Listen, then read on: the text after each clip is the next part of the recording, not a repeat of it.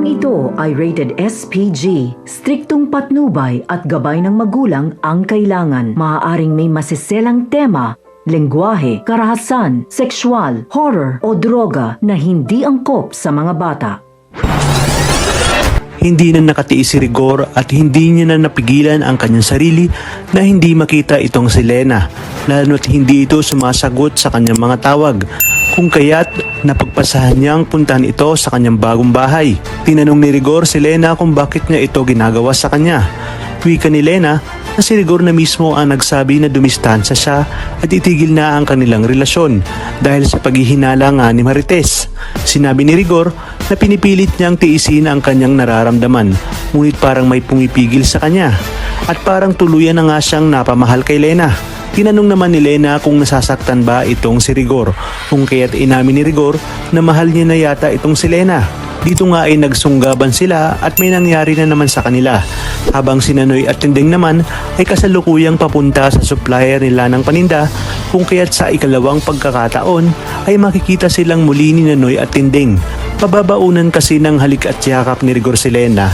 Hindi niya inakalang dadaan doon si Nanoy at Tinding, at kung dati nga ay nakita ni Tinding na magkahawak kamay lang habang sabay na kumakain si Rigor at Lena, ngayon ay mas matindi na nga dahil malinaw pa sa tubig na nakita ni Tinding na naghahalikan ang dalawa. Kung kaya't hindi nakapagpigil si Tinding at sinugod dito si Rigor. Ayon kay Tinding, walang lihim na hindi nabubunyag at huling-huli niya na ito. Kaya't wag na umano silang magkaila. Sisiguraduhin umano ni Tinding na malalaman ito ni Marites. Agad namang umuwi si Rigor at inunahan sina Tinding at Noy. At sa kanyang pagdating ay nalaman ni Marites ang tungkol sa pakikipaghalikan ni Rigor kay Lena. Ngunit mariini itong itinanggi ni Rigor dahil nilalason lang daw ni Tinding ang utak ni Marites. Hindi naman agad naniwala si Marites at sinabing tumahimik na lang si Tinding. Hanggang sa isang araw ay si Lena mismo ang dumalaw sa bahay ni Rigor at pinapili nga si Rigor kung kanino ito sasama. Dito na ibinunyag ni Lena ang kanyang pagdadalang tao. Kaya naman halos lumubog si Marites sa kanyang kinatatayuan nang malaman niya mismo kay Lena ang buong katotohanan. Sa inyong palagay, marapat lang kayang hiwalayan ni Marites si Rigor para na rin magkaroon ng katahimikan sa tahanan ng mga dimagiba?